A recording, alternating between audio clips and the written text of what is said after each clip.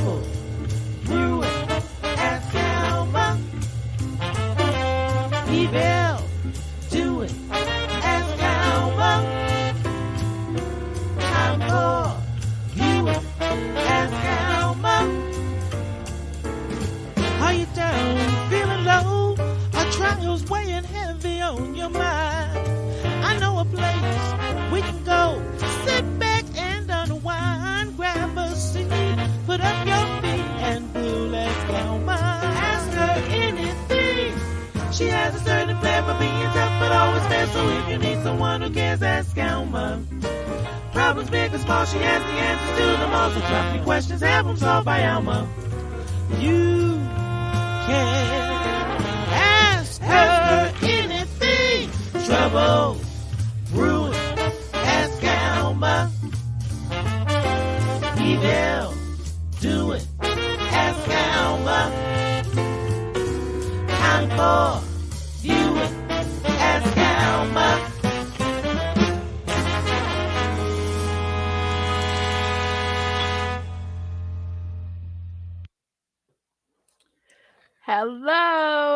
Hello, and welcome to Ask Alma. That's right. That's where you are. It's Tuesday at 7 o'clock. Yes. What y'all doing?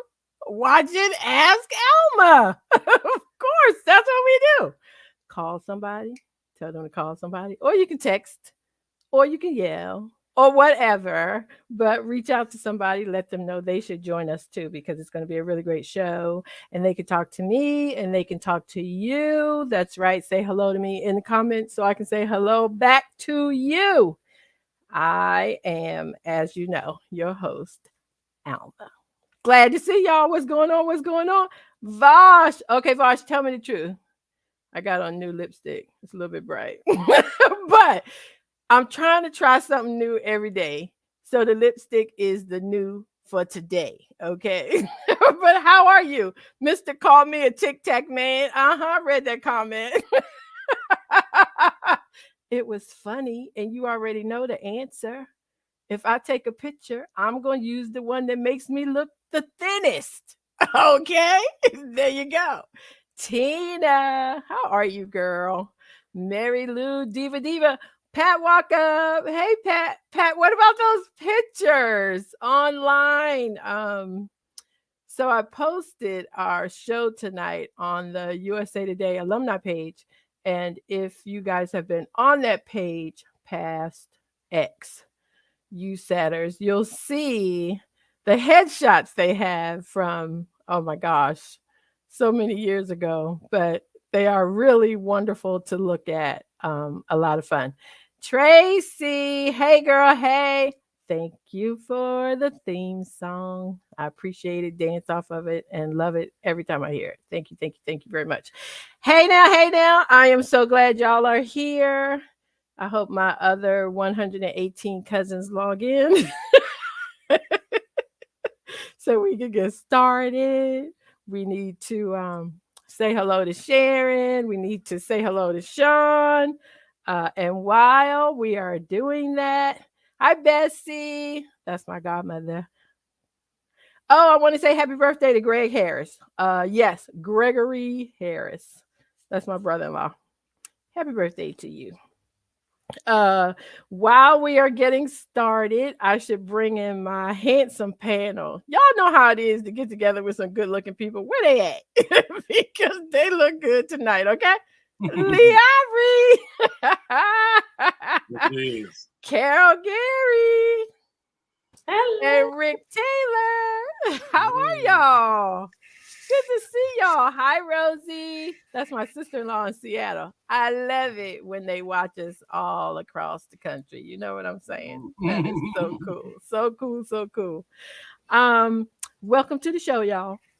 Thank you. How are y'all doing? Hanging. Have you guys been to the USAT alumni page on Facebook?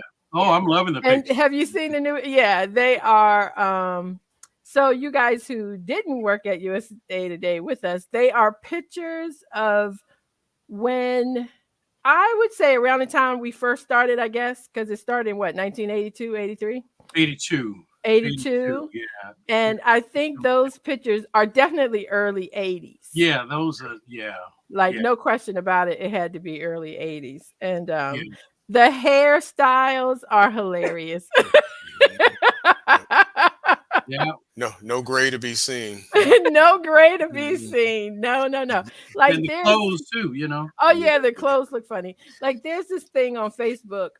It's called some puzzle thing that you can go in and click, and then it'll take your face and put it in different scenarios with like all gray hair, this, that, and the other. It looked, and I did it, but it looked like, me at 19 with gray hair. So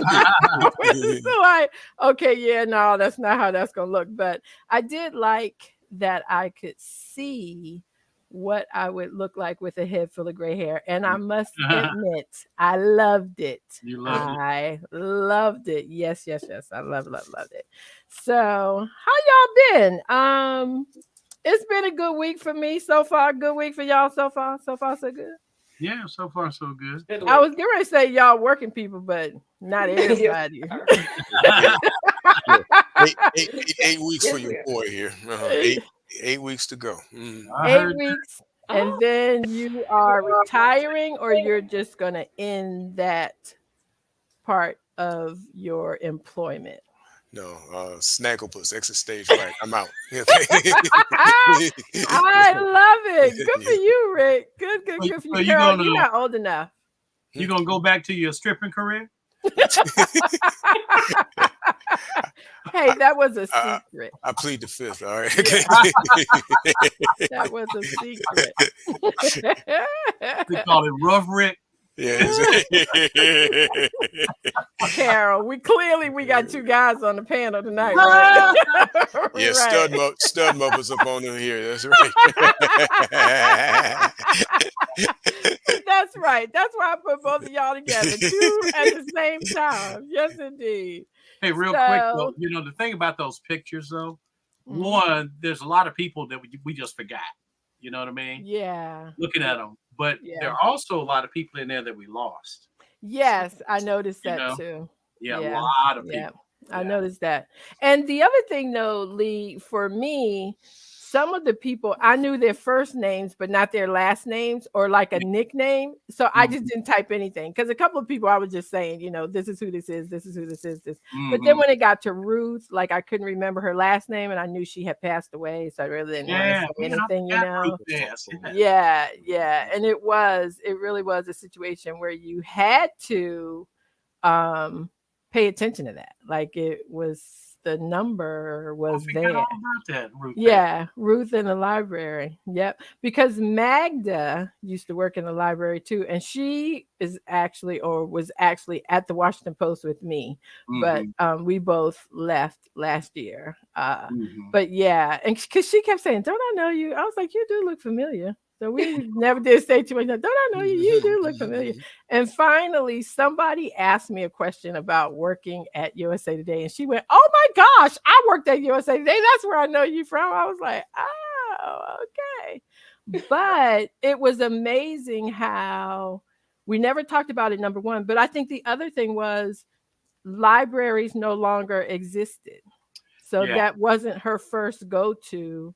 And trying to remember somebody because sadly, you can just Google now.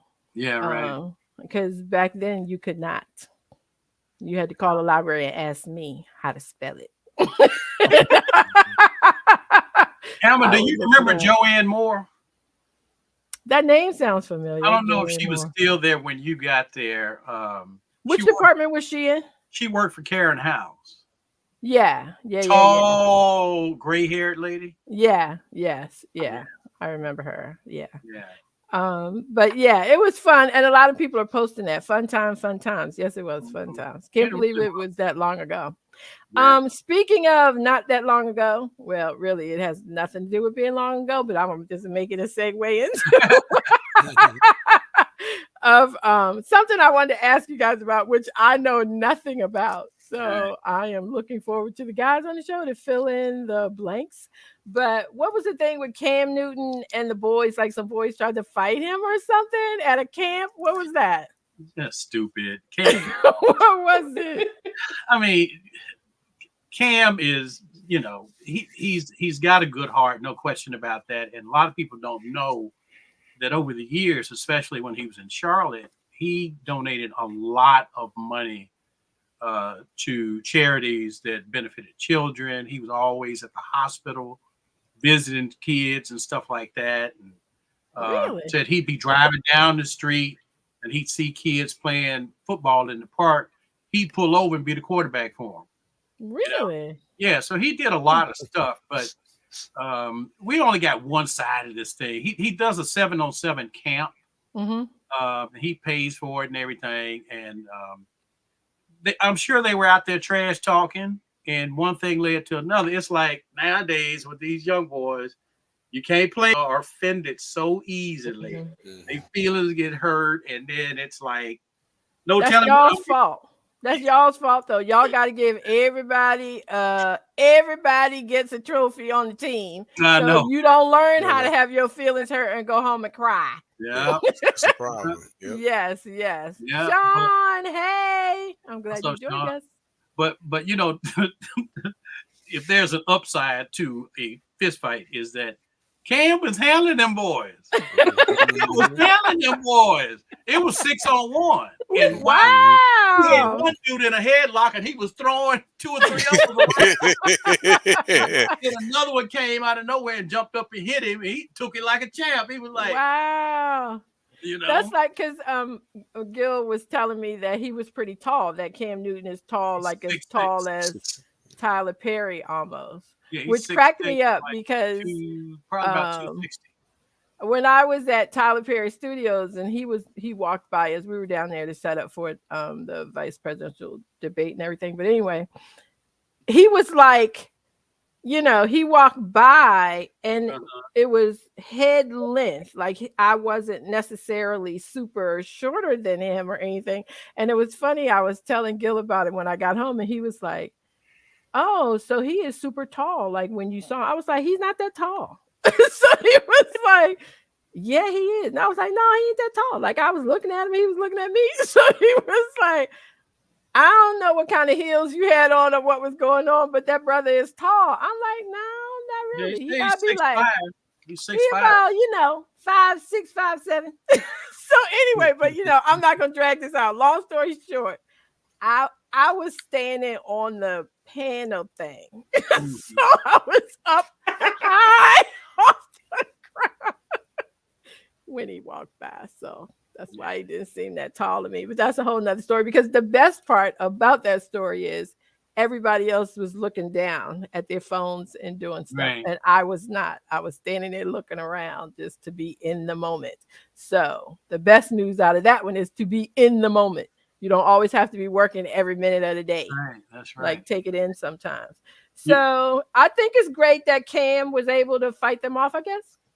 Yeah, I mean, I think he got away lucky, because usually those young boys, man, they shoot and cut and all that kind of thing. So I know he means well and he likes to have fun and stuff, but he might want to take himself out of that.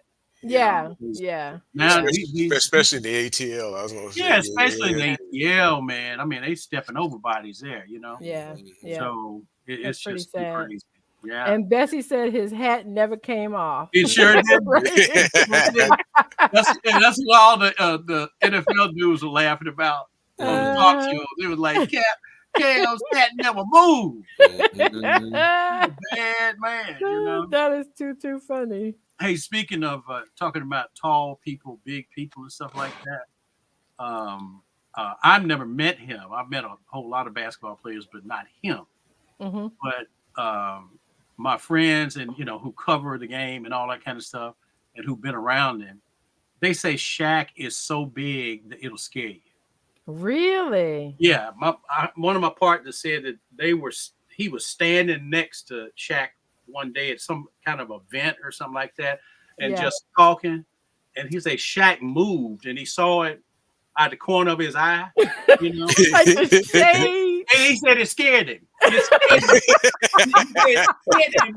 Because it was such a big thing that was moving. Oh my God.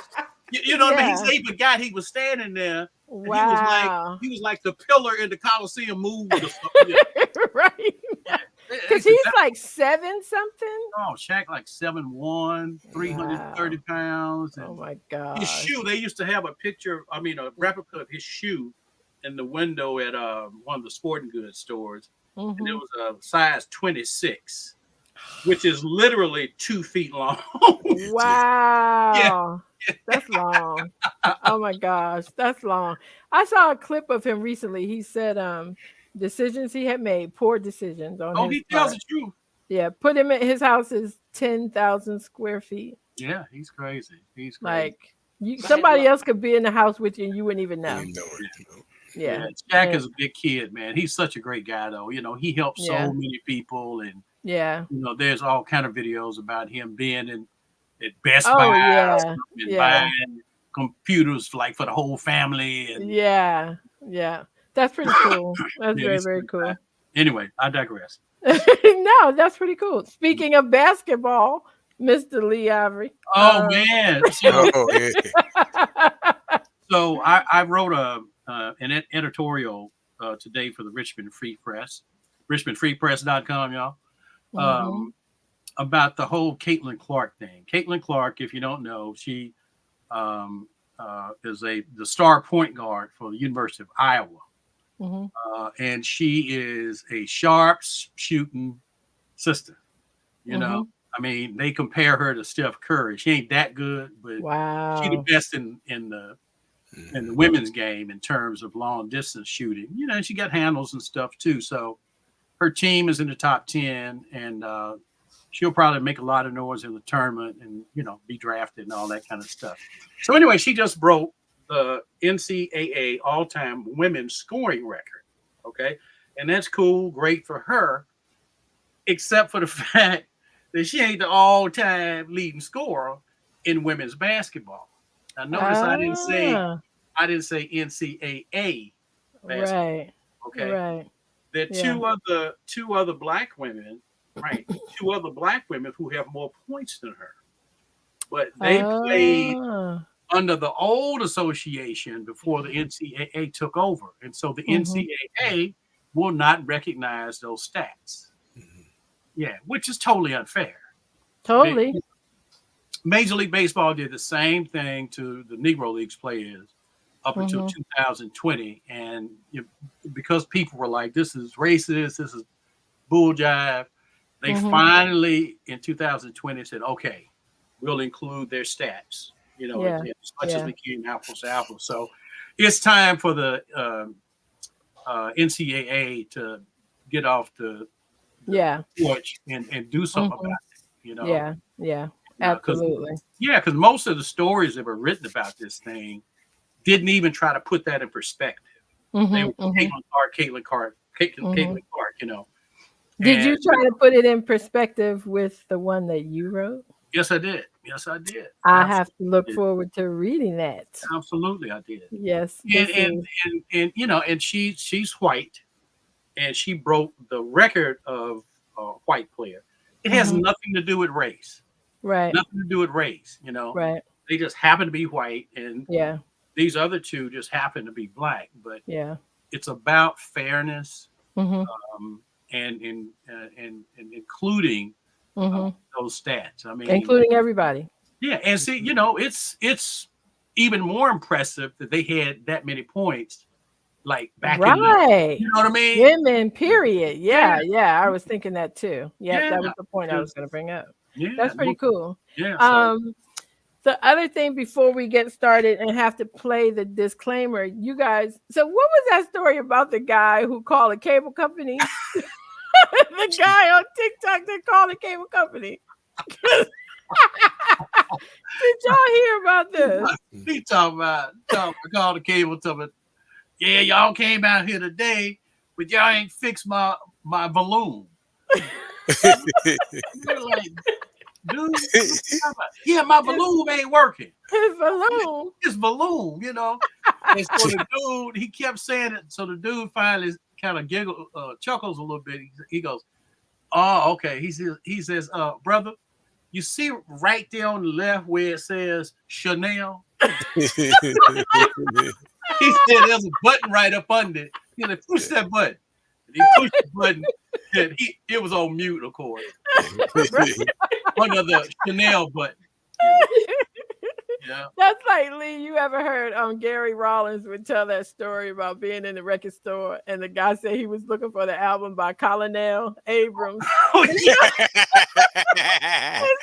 Colonel Abrams, Colonel. Oh my gosh, that thing cracked me up. It was so funny. I'll tell you the one about libraries later. Yes, I got to hear that one. Thank y'all for being on the show. We have some good stuff happening tonight. And before we get started, though, I want to do the disclaimer that I always forget to tell y'all about every week. So, can we run the disclaimer, please? All materials and information presented on this episode of Ask Alma are for general information and entertainment purposes only.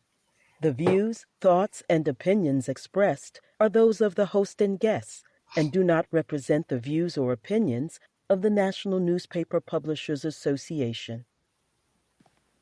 Thank you, Lori. We appreciate it. And Manisha is here. Hey now. We are glad you have joined us tonight. Okay, y'all ready for some questions? Sure. Okay, let's get started. 1.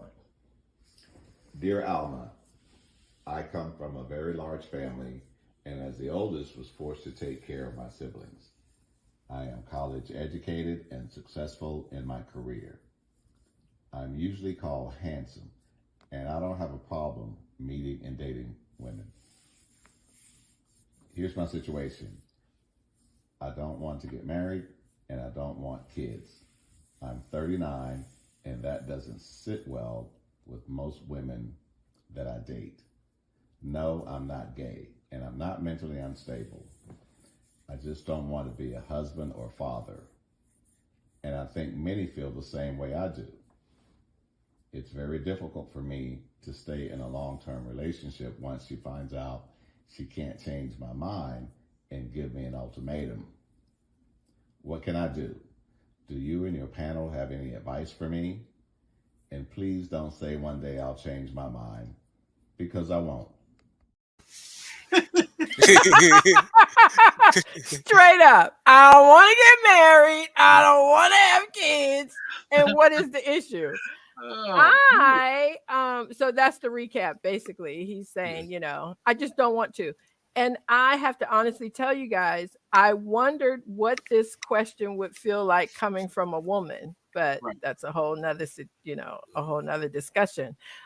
So what kind of advice do we have for this guy who says, I'm normal, I'm fine, I'm good, I work, all is good, but I do not want to get married. And of course he mentioned, women pretty much trying to change his mind.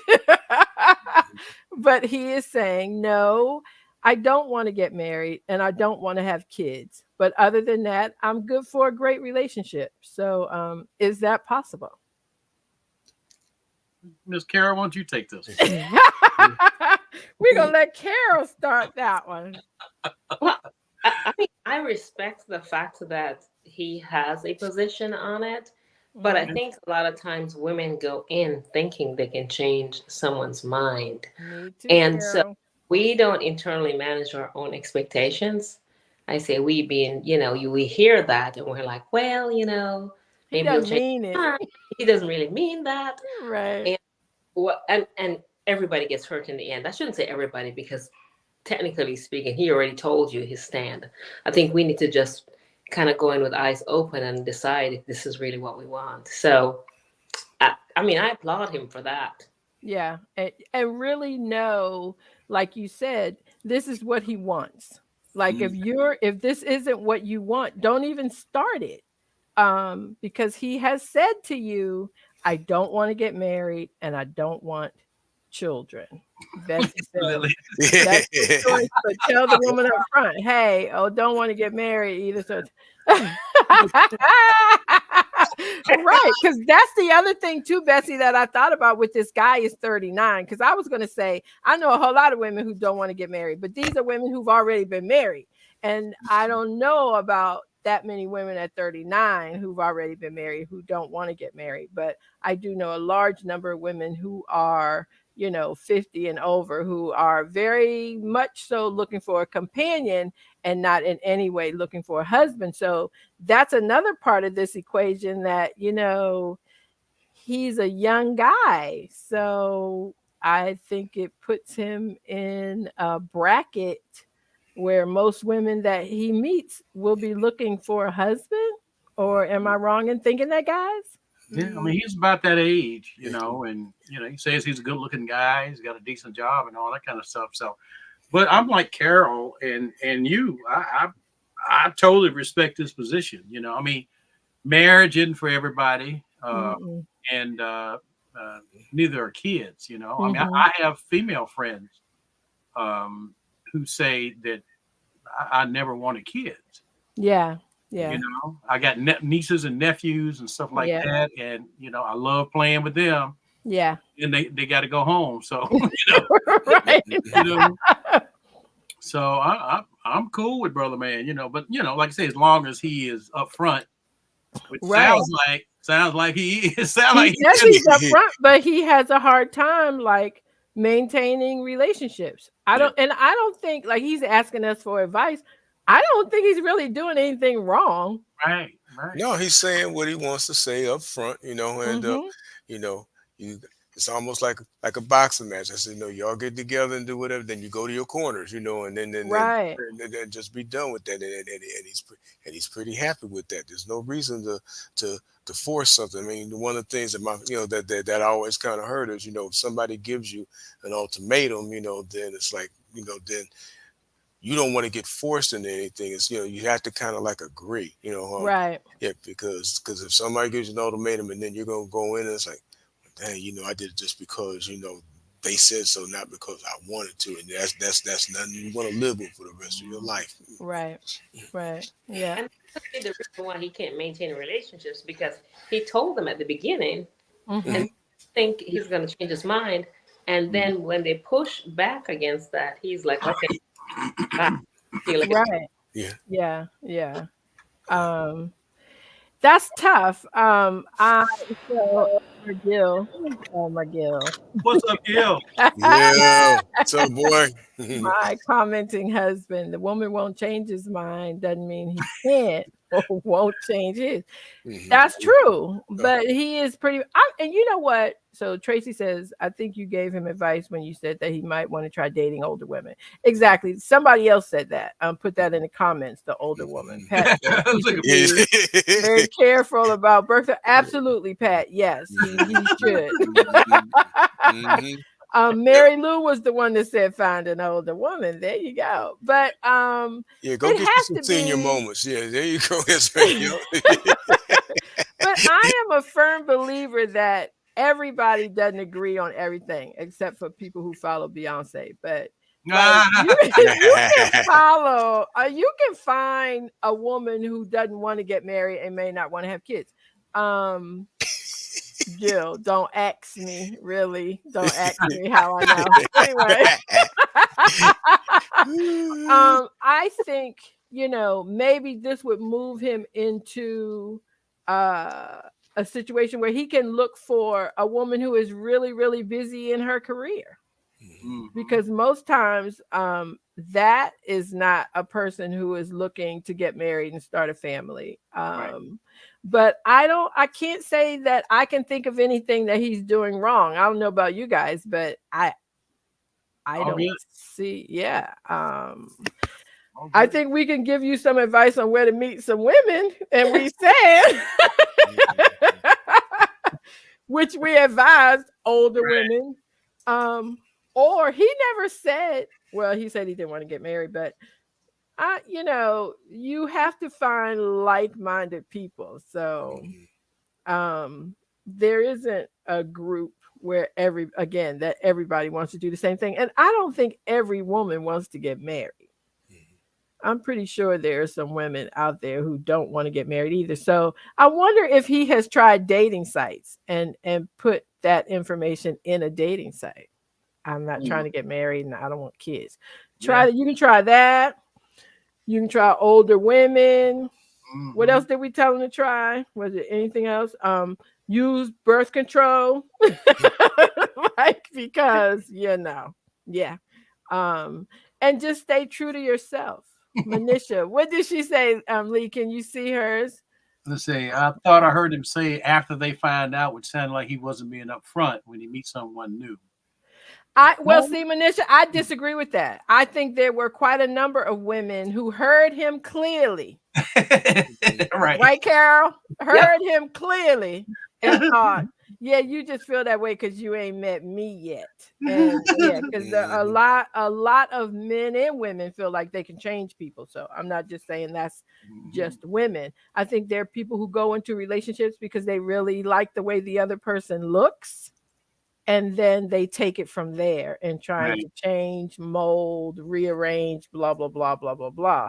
I think he says it. I try to give him a break. But yeah, I got a feeling that, women think I've given you my time. So why wouldn't you want to marry me? Rosie's I've given you my time. When a person tells you who they are, that's right. And respect them. But a lot of people, I think sometimes I think what our experiences are, we project that on to other people. Right. And say like, why would you not want to have kids? Because, I have a child and it's the most wonderful thing in my life. Well, just because it is that way for you doesn't mean another person will feel that way. And that's information for the grown and sexy. Because, that's who we're talking to on this show. We ain't got time for you to be 20-something trying to figure it out. Keep trying to figure it out and log in when you turn 35. Because, everybody ain't going to get a trophy. Just because you get your feelings hurt don't mean you need to start a fight. Yeah, that's right. Listen to people when they tell you who they are and what they want. That's right. When forming a relationship, because I don't know whose quote it is, but I love this quote and I think about it all the time. The person knows them better than you. I hate that because that is one thing that really irritates me to the core. What? When I say something to somebody about me. Now, I have said something about me. I just told you something about me. And the person that I'm talking to says, oh, no, you don't. You like. Right. Right. What are we talking about here? Like, who don't know me better than me? So you're basically saying you know me better than me when I say I don't want to do something or I like something else. I hear that often. I know I can't be the only one. Have you guys ever had somebody tell you, try to retell you how you are when you're telling them? That's all about perception, though. That's all about their perception. Right. And I think that probably speaks to another topical area for the guy.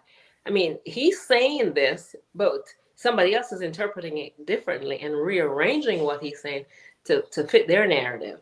And that's not the case at all. Yes, Carol, you're right in that. Hi, Aster. How are you? Aster's out on the West Coast, too. That's my niece. Hey, girl. Hey. It is true. So I guess with this question, we're basically going to say to him, Pat, Alma, I know, right? You don't mean that. I know, right? Oh my gosh, doesn't that really? It just drives me nuts. But I think you're doing everything right. Like I think you should continue to be upfront, and at some point you will meet somebody who says, "Hey, me either." And really mean it, because that's the thing with a woman. You better hope that she means it when she says it back to you, because sometimes she might just be saying it just to be, going along with you. So look at her lifestyle and, try to pick up some things. The other thing too, though, I have heard people who say that they don't want to get married and don't have kids. They usually come from a large family. where some of those emotions and are exhausted and they're like, I'm good. But otherwise, hey, we right here for you. Peace, brother. And like, keep it moving. Truth is always better.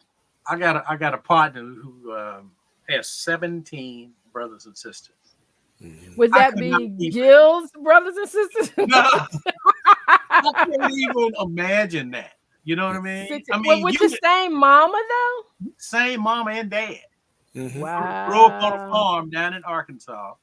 And I mean, it just sounds like to me, you would like have to race to the dinner table to make sure you got something to eat. That's a lot. That's never personal time at all. Although I was the youngest. Right. What? Because remember, back in the day, though, it was only one bathroom. That's what I'm saying. They made it work. Yeah. I remember Josh. He was like maybe 6 or 7. We were at my mom's, and he was like, I gotta go to the bathroom. And I was like, I know, Grams is in the bathroom. Give her a minute. She'll be out. And he goes, okay. Well, where's the other one? Ain't no other one. Where's the other one? Ain't no better go to that outhouse. That's the one. You better learn how to hold it. That's what you need to do. Have y'all ever used an outhouse? I have looked in them. You looked in them. Well, no. I mean, our church had an outhouse when I was a little girl, so we all went together. No, in Woodbridge actually, and you know what? Not to like both, but Lee Ivory. So Neabsico Baptist Church and Neabsico Lane. That's all my family. That was my grandfather who founded all of that. So that church initially had an outhouse. That it's over by where the graveyard is now. Yeah. It's really funny. We were over in the graveyard. They had Lillian and then the last name, and I was like, "Is that Aunt Layan? Her name ain't Layan." I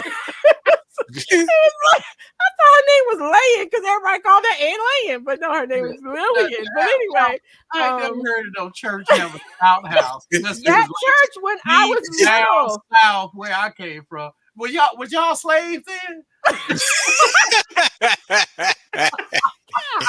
know what? When I see you smack. No, it was an outhouse. It was 2 of them. Like it was a men and a women's. They had an outhouse. My goodness. And so, this was like what? So I'm thinking this was probably around 1965, 1966. And we would all go together. So that's the thing. When I was saying I peeped in one, like all 5 of us would go out there, one person, and the rest of us be standing there. Are you okay? You okay? So it's that kind of thing. But as an adult person, no, I have never used an outhouse. But I did use a really nasty Don John in Alabama one time. I hate that. I'd rather go to an outhouse. Outhouse than the Don Johns. Yeah. So I know what they are. Hey. Doreen, that's my friend, you guys. I don't miss work, Doreen, but I do miss you dearly. I think about you all the time that I can't get up and walk over. It's funny how when you can't do something anymore, you think about it a whole lot more. But so what are we talking about, y'all? Our houses? Oh no, I know, man. Hey, real quick. It was somebody I know too, and I can't think who it was, but they were talking about they have like a 5 or 6 year old, and they were talking about the 70s and stuff like that. And the kid actually looked at and said, "Were y'all slaves then?" Yes. I had a friend who said that it was the granddaughter said, "Were y'all slaves?" Because it was all right. But my niece's daughter got a recorder as a birthday gift, and she was like, "I'm going to interview you, Grandma." So she goes, "Grams, what hospital were you born in?" My mother's like, "Hospital? Go to the hospital to have a baby?" She was like, and to her, it was like, "What did you do?" You know, that sort of thing. But it is true; those things did not happen that long ago. It was not that long ago, actually. You know, we should have a whole show one night just talking about the old days and how we grew up, you know, Yes. and have people like send in their stuff. I grew up. I would love that. No, Okay, Lee, we're going to do that next week. You good? All right, I'm good. Count me in. Yeah, we can do that next week. Tina said I used my great grandparents in the 80s. Mm-hmm. They live in Stafford. Oh, okay. Stafford, Virginia. Yeah. But Lee, if you ever pass by Neabsco Baptist Church, you should go in there during the week or on the weekends, not on a Sunday, unless you want to, be a part of the service, whatever. Mm-hmm. But you will see a picture of my grandfather as a minister, and you will see a picture of my father as a minister. Wow. Yes. Okay. Hey, Miss Barbara, not so long ago in our lifetime. I know, right? Because I think about my mother had to get up on the bus.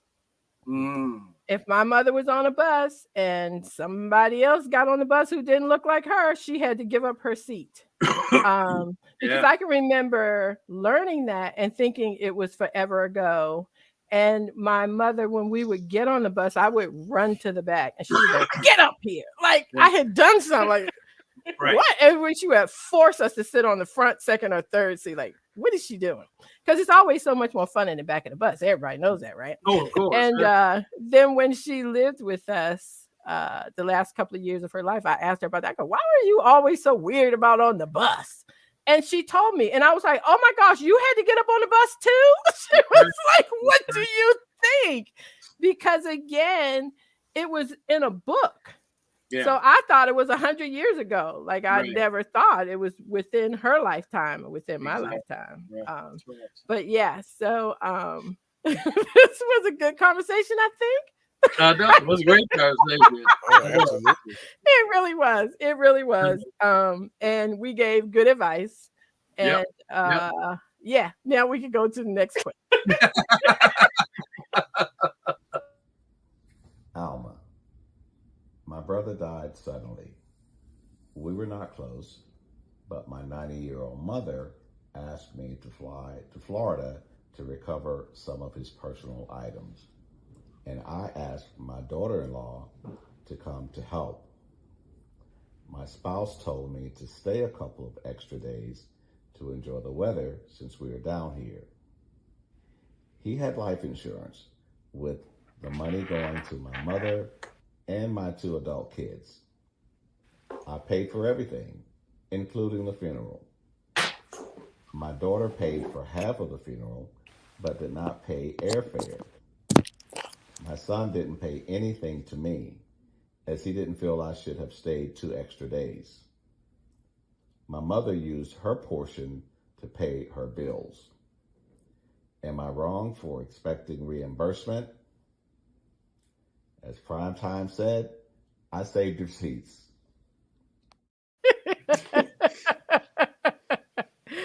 So to recap, Monica, that's my Uncle Elmer's voice. Yes, it is. I blackmailed him to read the 2 questions tonight, girl. Yeah. So to recap the question, this guy, his brother died suddenly, unexpectedly, and the mom asked him to go down and take care of the things in Florida. So I think they were in a different state. And so the mom and his 2 adult children were on the insurance. And so he paid for everything up front, kind of expecting, but without having a discussion. That's right. He expected them to, give him the money back, which is why he held on to the receipts. Those are the only reasons you hold on to receipts, unless you're my husband, who just has every receipt from 1969. And my dad, he used to hold every receipt too. I don't know why, but anyway, he's wondering, is it okay for him to have a discussion with them to say, hey, I need y'all to give me my money back? Like, can you ask for reimbursements after a funeral, or is that something that you should talk about on the front end? What do you guys think? He can ask, but the answer he can ask anything. Yep. He can ask, but if you didn't set the parameters at the beginning, you can't go in expecting somebody's gonna realize that they need to chip in and help you. When it comes to funeral, it's a different ball of wax. It really is. Yeah. It's a sensitive thing, and he may get his money back, but he may lose family. So he has to really choose really well how he wants to tackle that one. Yeah. Well, death in general just makes people crazy.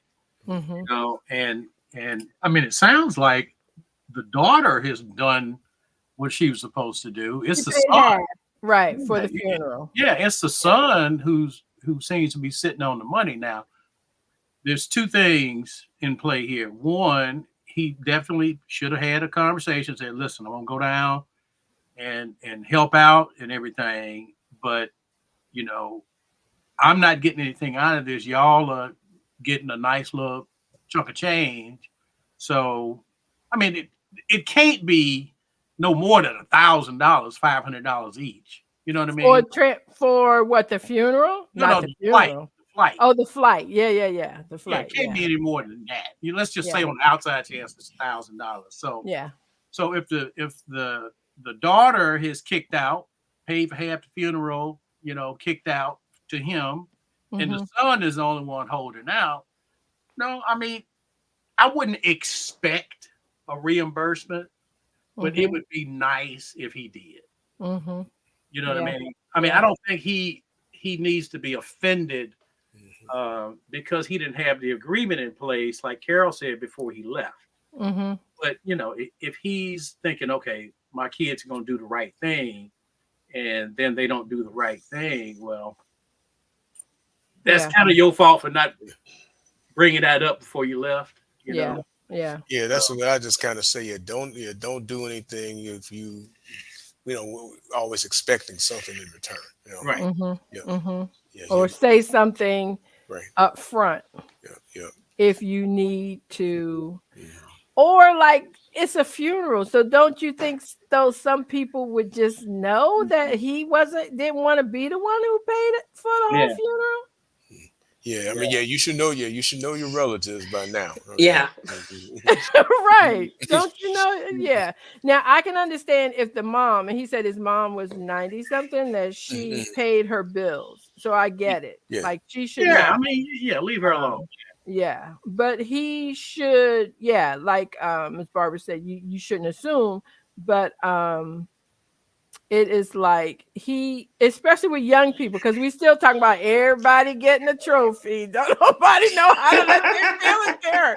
Like this has been a theme tonight with young people. You have to be up front with young people. They ain't gonna give you nothing. Yeah, that's true. No, they are not. And don't get me wrong, this didn't just start because I happen to be one of those young people too. When I think that I took everything from my mother and father with no intention of ever. I can remember when my mom asked me, I was 20 years old.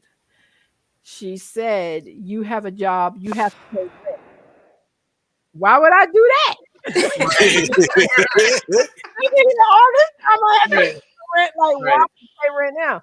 And so I had to pay $50 a month, and I was furious that she had the audacity to ask me for $50. And then the worst part about it too was when I moved, she gave me all the money back with all my money and said, like, now you have it. But I only moved because I was mad about the $50. I didn't feel like I should have to pay to live at home. So that's another thing that I think people should have those conversations with adults. But again, I was 20 something. Now, if I, was 30 something or whatever, I would understand what that is and know that you should contribute to a household. But if he's talking about two adult children who are 20 something, I'm not saying that they are trying to be selfish. I really don't think that they are giving it much thought. Yeah, just oblivious to it. Yeah, that they are pretty much oblivious to it. Yeah, like Bessie said, you are not responsible for your brother. He wasn't responsible.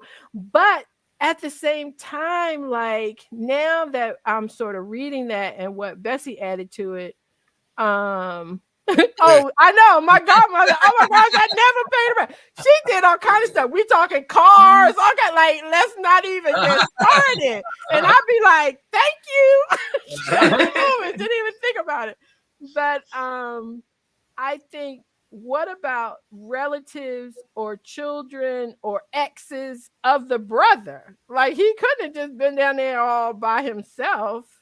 But he could be the most responsible person, though. He could be the most responsible person. So you may have all these other players in the game, but it may be that they expected him to step up because he has always been the person to be in charge of. You know, he's organized. He's Oh, you talking about my husband? Yeah. Oh my God, this would have been the moment that D would be in the square going.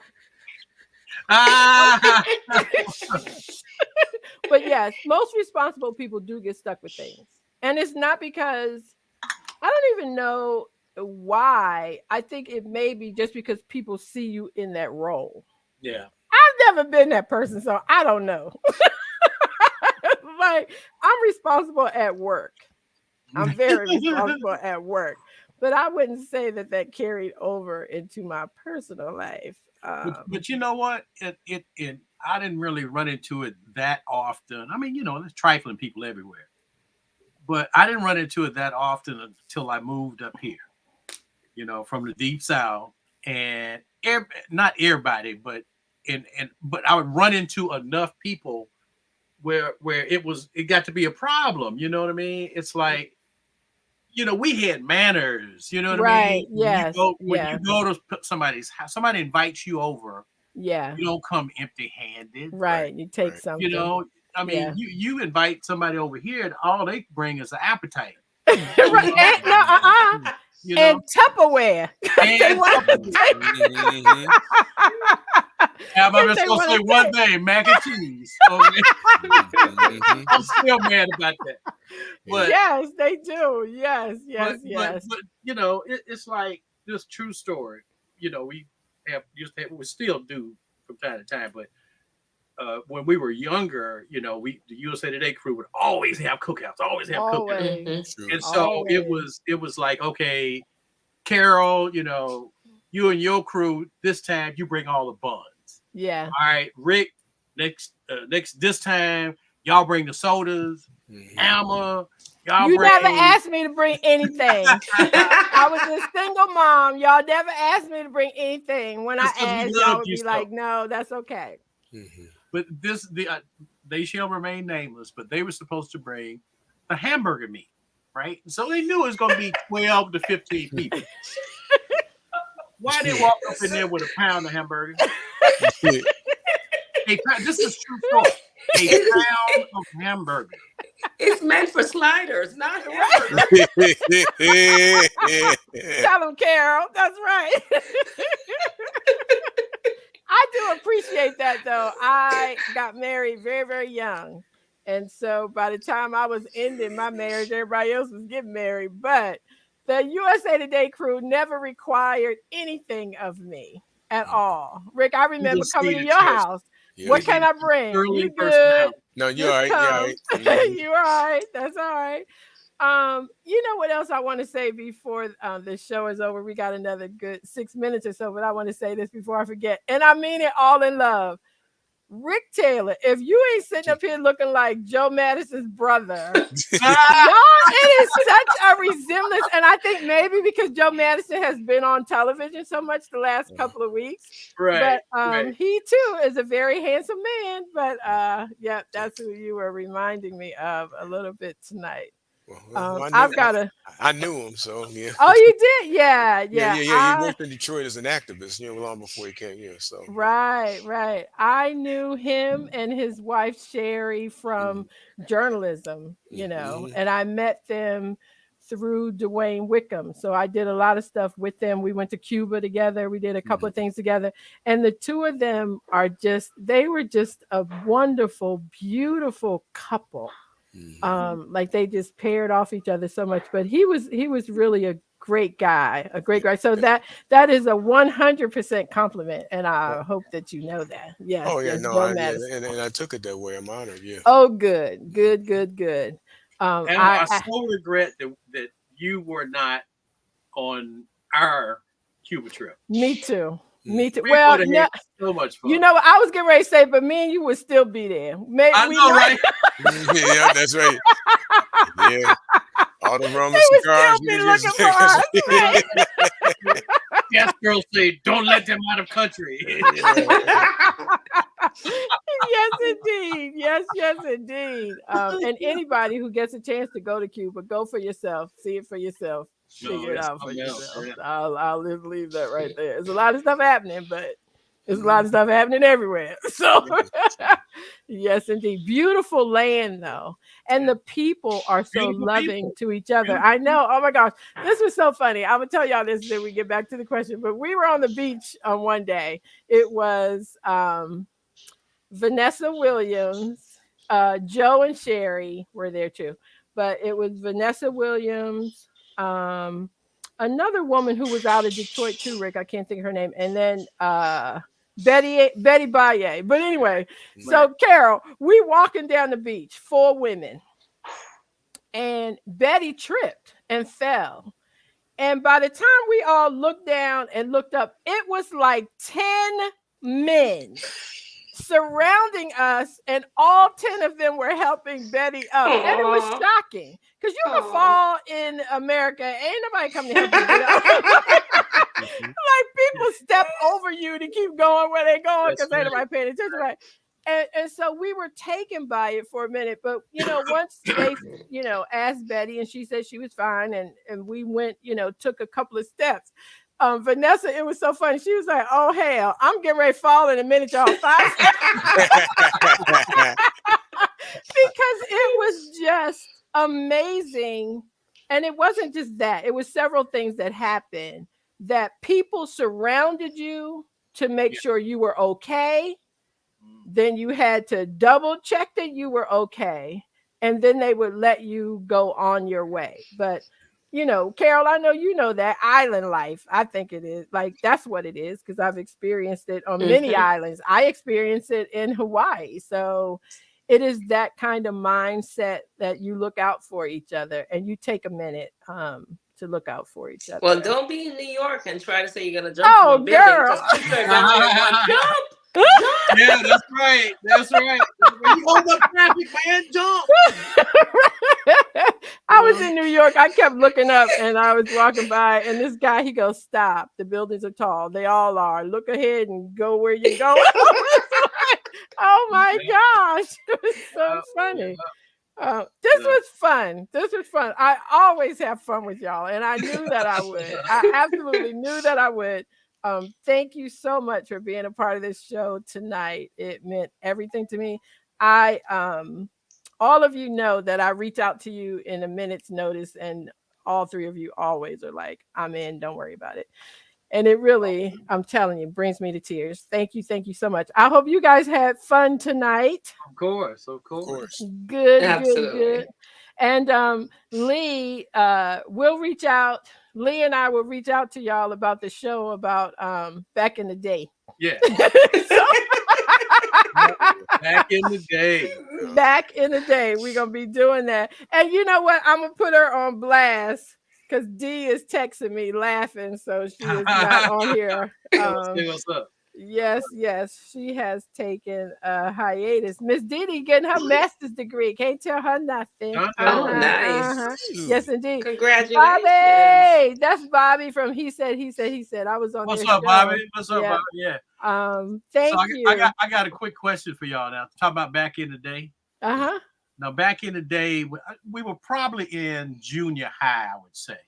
Mm-hmm. When y'all had like a party at your house, did y'all's mama make tuna fish and leave it out for you? Lee, my dad was the minister. I had no parties at my house. Like, I was with Martin's daughter. I might have came to your house now. I got to come to your house. Macaroni salad, yep. Macaroni salad. Put tuna fish in. Yep. Right. Thank goodness I could go to the party because my mother was like, "I don't want you to go out one night and try to do it all in one night. So you can go out, you can go do things and like live your life because we don't need to have that." Yes, but no, unfortunately, I didn't have any parties. So you just been a good girl your whole life. Yeah. Oh jeez. And back in the day in Jamaica, my mom wasn't gonna have me go anywhere. So I'd have to go sneak out, and then she'd follow me. Yeah. No. Oh my gosh, I had to. I was like you, Carol, but I had to be home early, so I used to act like I was coming back when really it was time for me to go. No, I'll be back, y'all. No, one thing my brother always told me. He said, you know, a 10:01 butt whipping and a 1:01 a.m. butt whipping feel the same. So I'm gonna hang. I said, okay. So I said, okay. I said, so I kind of followed in his footsteps. I was scared. I was scared of my mama. So me too. And you know what? Carl, the first lady, would come in her hair rollers and trench coat in a minute and yank you up and not think twice about it. That was my mom. Right? So yeah, no, wasn't having that. Tina, you remember me and Niecy Bowman had to go home. We was like, okay, y'all, bye. We'll be back. We wasn't coming back. Everybody was scared. Everybody was scared of your mama. Yes. Everybody was scared of my mama. Yes. But look what happened. Because we were afraid of our parents, it was fine. I tell y'all all the time the story. I told my mother I was going to kill myself. And that night she bought water in my bedroom, put it on the nightstand, just in case you needed to take them pills you said you was going to take today. You ain't making no mess all up in my house. Yes, indeed. No. Carol, you did a review? Huh? Is she talking about you? No, my mama. I told my mom. No, right here about the review about black cake. Oh, it's off the subject, Carol. Yeah. I love your views about the Hulu series Black Cake. Unless, let's see, me and Noonie. Yes, that's my godmother, Bessie. Because of Bessie, I could go to a couple places too. Bessie took me to see. Bessie took me to see Jackson 5 a couple of times. When Michael was black. When me and Michael were both kids, I went to see him in Nashville. I was visiting my cousin, and they took us to see him. And Michael was 10 and I was 10. Both a little bit more money than me. Not that much. Not that much. Yes. Thank y'all so much, all my friends. Thank y'all for watching. Pat and Tina, Monica, Bessie, Astor, Rosie. I can just name all of y'all.